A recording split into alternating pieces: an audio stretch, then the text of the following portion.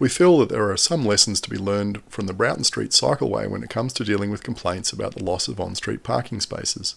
The Broughton Street proposal saw 78 responses, with an unknown number coming from residents in the street complaining about the loss of on-street parking. This led to the design being changed to a bidirectional design, which is about half as safe as a unidirectional design. Parking complaints seem to be the biggest impediment to any cycleway, so we believe that complaints about the impact on parking need to be scrutinised in detail. Let's do a quick walkthrough of the details we'd like to see examined for the east-west route. Assuming most of the complaints will come from residents, the first thing to do is count the number of houses per block.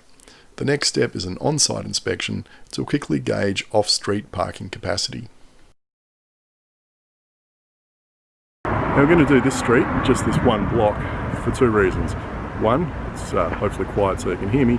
And two, there's a coffee shop at the end and I really need a coffee, so let's go do it. Seems to be only two houses in the street which lack, actually no, make that three, that lack off-street parking. That's this grey one here, and this one across the road. Every other one has got driveways or garages. Let's have a look down this side of the street.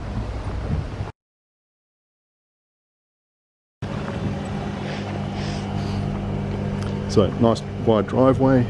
So there's actually two cars parked down the back.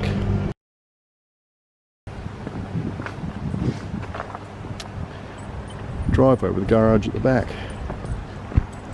Easily space there for two. Poo, okay. Thank you. Thank you. Righto, come on, off we go. Space for two cars. Now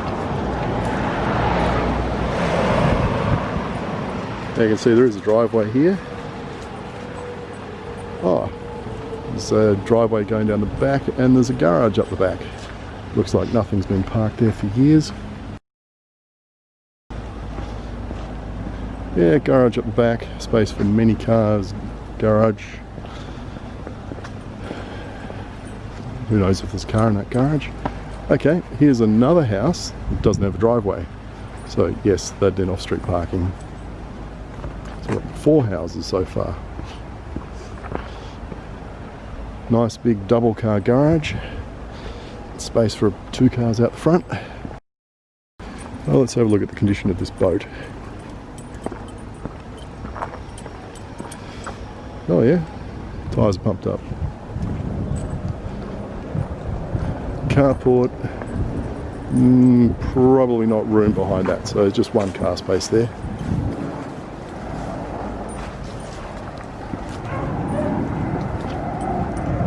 So we have a driveway.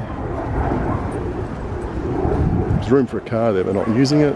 Ooh, garage, 1, 2, 3.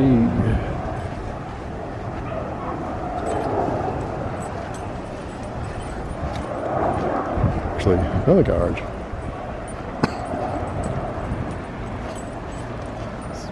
Is that a duplex?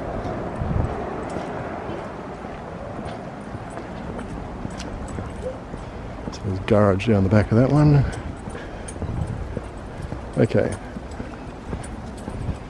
No parking. This one has parking. Maybe two cars. Right, that's all the houses that front onto the street there. This one fronts onto the other street. Oh, that house has a two-car garage.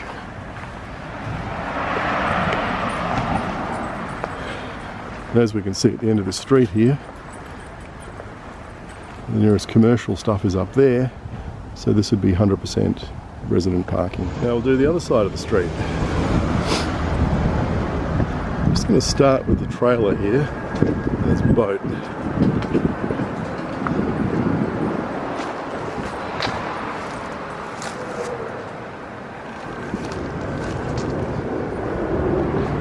have a look around, see the mold and mildew, and yeah, the boat hasn't moved for a while. Driveway, garage.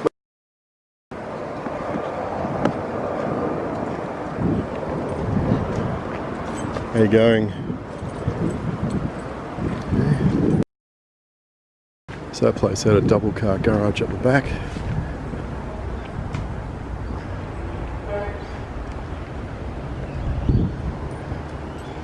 It's a garage, but it's a workshop. There's room for 2 cars. Probably park 2 cars in there end to end and 2 in the driveway. It's 4 cars.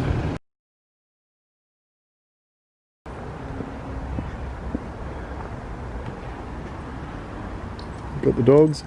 You want to take one?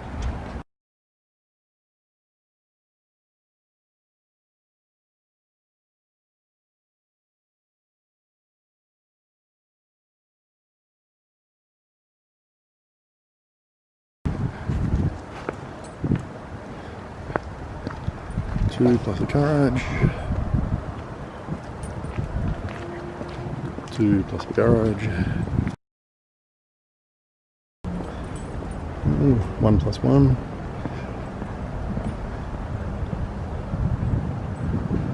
2 plus 2.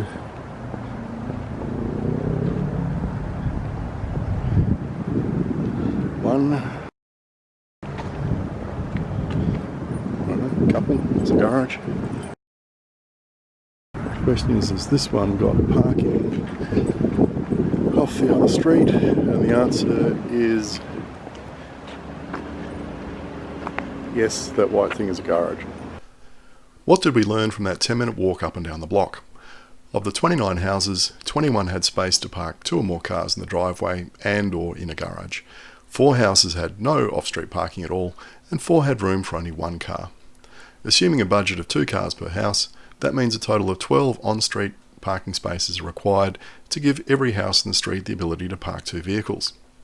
Each side of the street looks like it has space for 16 cars, so in theory, removing all the parking on one side of the street wouldn't produce a parking shortage for anyone.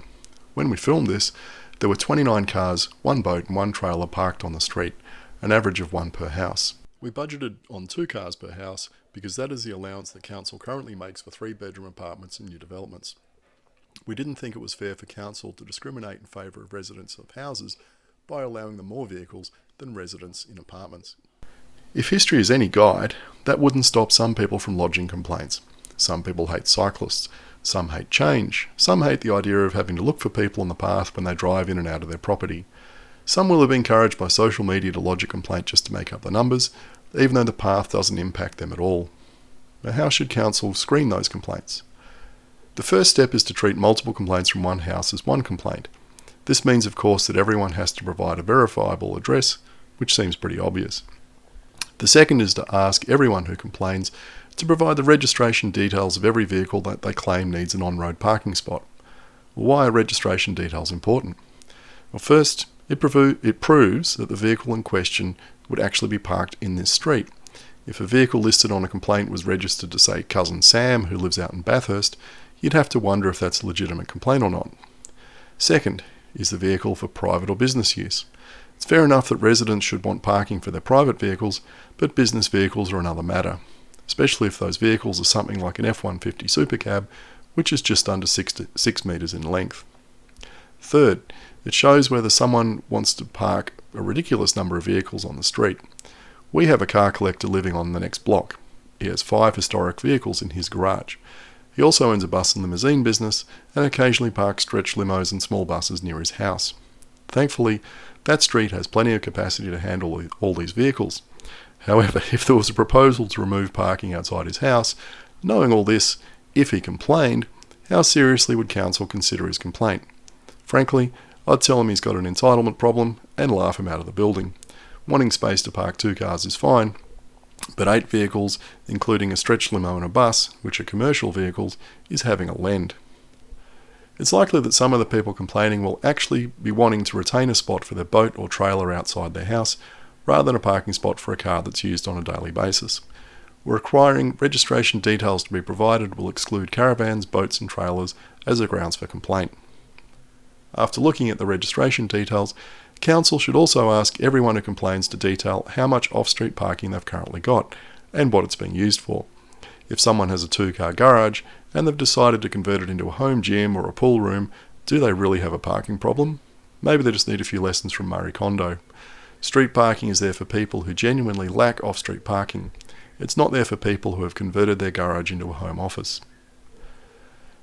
As this video has shown, it's easy enough for council to do an on-site inspection to follow up and confirm whether the details residents have provided are correct or not. Knocking on the door and asking to see the inside of the garage would be a good idea. If they won't show you, well, you can bin the complaint. In the end, what a lot of complaints will probably boil down to is a matter of convenience rather than an actual lack of parking. It's understandable that people want to park their car right outside their front gate rather than on the other side of the road. Nobody likes walking an extra 20 feet to get to their car. Many people also clearly can't be bothered opening and closing their garage door every time they want to use their car. It's easier just to park it on the street. But that's a convenience issue, not a lack of available parking. There's also an issue when cars are parked in a line down the driveway, down the side of the house, rather than side by side out the front. What if your car is up the back and you want to get out? You either have to drive another car, or heaven forbid, or move the car that's blocking you in. We get the couples usually have a his car and a hers car, maybe a kid's car, and they don't like driving each other's cars. Boo-hoo. Again, that's a convenience issue, not a lack of available parking. So when the consultation period is over and the complaints are tallied up, we'd like to see a table like this detailing the breakdown of the types of complaints and whether they were deemed reasonable or not. You get a different perspective on things when the report says that 46 objections were raised, but only 8 were found to be legitimate. You might look differently at the complaints when you discover that residents only have a justifiable need for 12 on-street parking spaces and that there are more than that available on the other side of the road.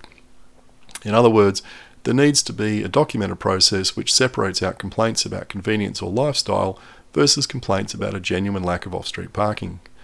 We don't want to see the project derailed because someone named Karen went onto social media and drummed up a bunch of objections that aren't really valid and fail to hold up when properly scrutinised. What happens when a bit of sunlight is shone on the objections? Do they stand up or do they fade? And of course it's worth ensuring that the validation process is documented and would stand up to a possible audit by the Auditor General, given that this project is funded by the state government. I hope that the department that is funding the project is checking to ensure that the value of the project is maximised and it isn't derailed by a failure to properly investigate all objections which create variations for the project.